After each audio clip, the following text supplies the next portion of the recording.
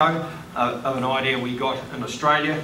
Theirs is called, and I can't remember it, the Red Networking Club, but that was all too fancy for us, so we just called it the Cutting Edge. And it's really just to try, and it's not reinventing the wheel, but it's really just to try and bring together new ideas of how we can prepare beef or lamb, bring in a chef perspective, so there's just one more tool we've got to convey to our customers. But it does give me great pleasure to introduce Corey and Graham. Firstly, Graham Hawkes, better known as Hawksy.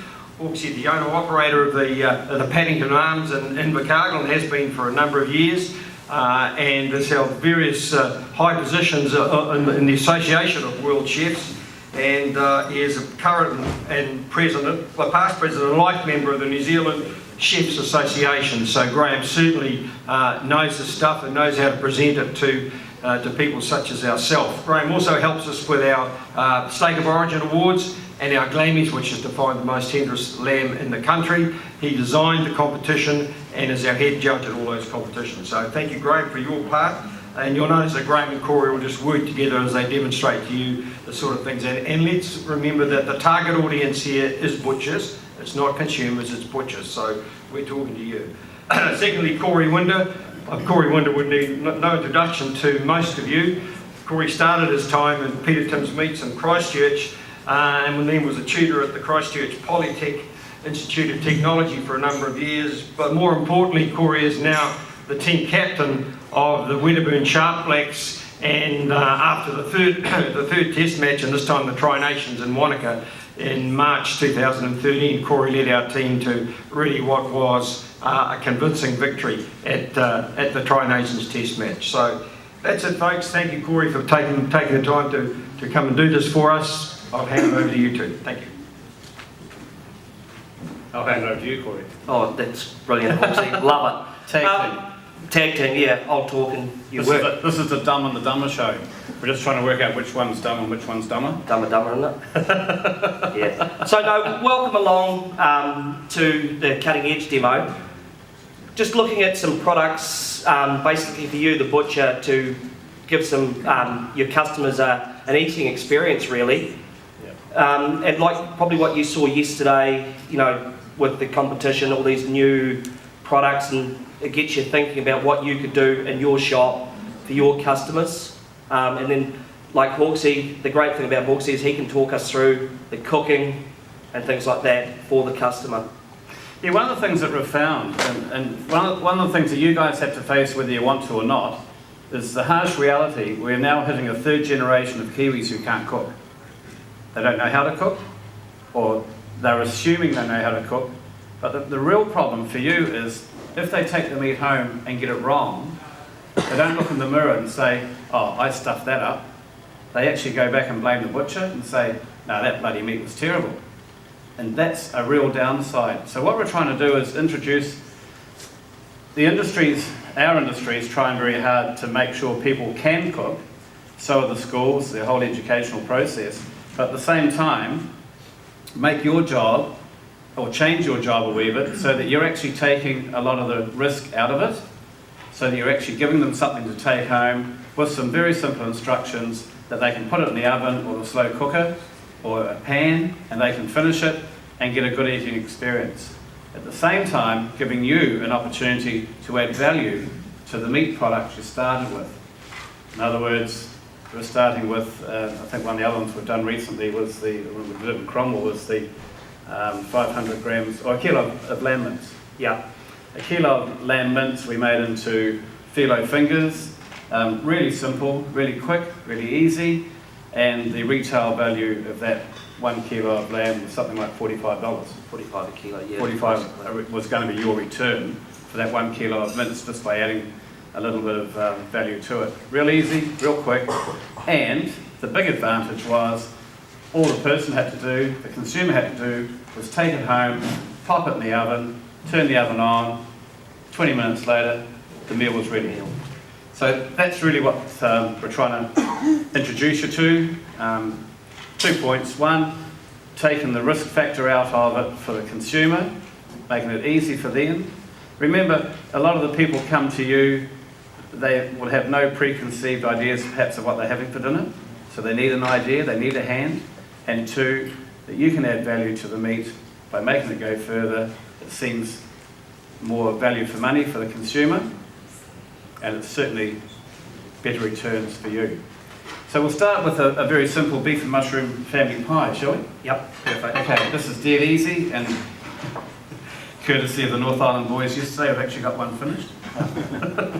Very, very good. Great display. And this is one of the things that we've talked about with, okay, we'll do it in a good dish today, just for display purposes. But you'll know your customer base better than we do, so you'll know whether you need it for 2 portions, single portions, 2 portions, 4 portions, 6 portions, 8 portions, and you'll adjust that by the size of the foil dish you're going to present it in. The basic's the same. It doesn't matter what size or how many portions you're actually doing. Really, really simple. Mixing bowl here. You got a bowl there? Good Yep. man. And we're starting, this is a single one, so we're starting with 600 grams of diced chuck.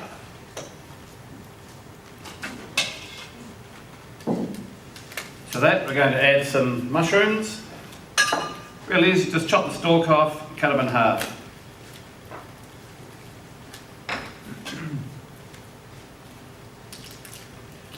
This we're suggesting as a unit, but you'll see once we get through it that it could be 4 or 6 portions quite easily. And again, this is the basic.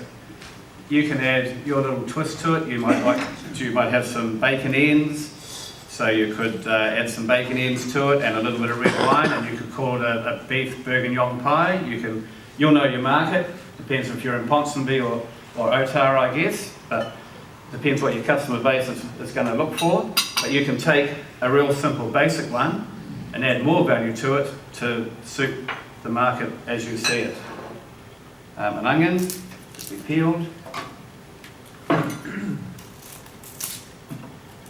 Is anybody just currently in their shops making pies? Brian? Yep. And they work quite well? Big seller. Yeah. Pre-cook the meat? Yep. You do, okay. I don't do it, girls do it. The girls Yeah, do it. Of course. Yeah. What the hell are girls for? They can't cook the meat, for God's sake. Hell, I was at a bloody meeting the other day, and it was full of women actually, it was one of those boring ones. And it's come up about Kids' Day, and the woman said something about Women's Day. I said, Christ, isn't every day a Women's Day? Surely. This is going to cook in the oven for kind of 40 to 50 minutes, so roughly chop the onion. You don't want it too small. Nice chunky bits, and of course makes it nice and easy. Good to have a pie that's where the meat is pre-cooked, no problem with that at all. But this way you're actually encouraging the consumer to think that she made it, or he made it, whatever. Okay. Right. Salt, pepper, Yep. I'll give it a mix. good bit of seasoning. Salt tray. Yeah. Get in there. Black sauce, bit of flavour. A little bit of flour. And because we've got the bitterness of the black sauce, we can just add a wee bit of sugar in there. I've actually mixed the sugar and the flour together just for this purpose.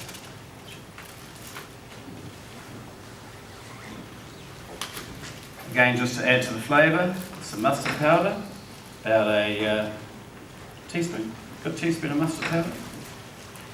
Nice and easy. So we've got the flavourings there, the black sauce, the mustard, salt, pepper. That's enough seasoning, you don't need any more. However, if you want to extend it, add a bit of red wine, the bacon bits, and go to that bourguignon, you could add some fresh thyme to it, a couple of bay leaves, just to check your markets on the way through.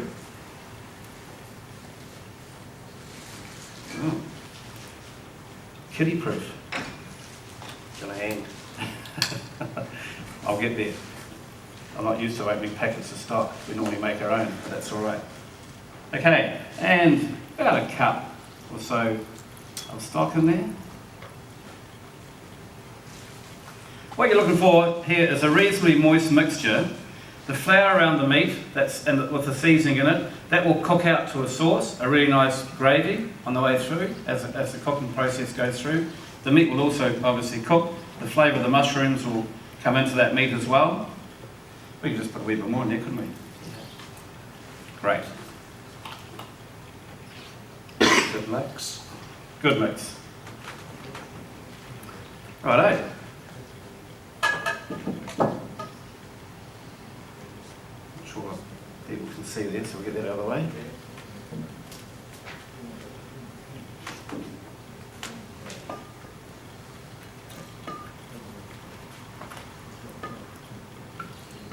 Just a sheet of What sort of pastry are you using there, Graham? right, using a short pastry. A short pastry will last longer in the oven, it'll hold better, and will give you a much better cooking process with the meat in it. If you use a puff pastry, it'll cook too quick, it'll rise too fast for you, and the meat won't cook. So use a short pastry, it'll come out much better. Most commercial pies will use a short pastry on the base and maybe a bit of puff on top or a half puff on top. They don't normally use puff pastry. You'll also get a much better colour, much richer colour with a short pastry. You'll buy it in a roll, obviously, rather than a little piece like this. This is a supermarket ready to take home and use. It's a little bit soft. It's just been out of the fridge a little bit longer than I would have preferred, but that's all right. Place over the top.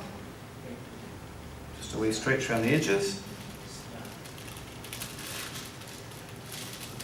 And then just fold the corner back so they can see the beef and the mushroom and the mixture inside it.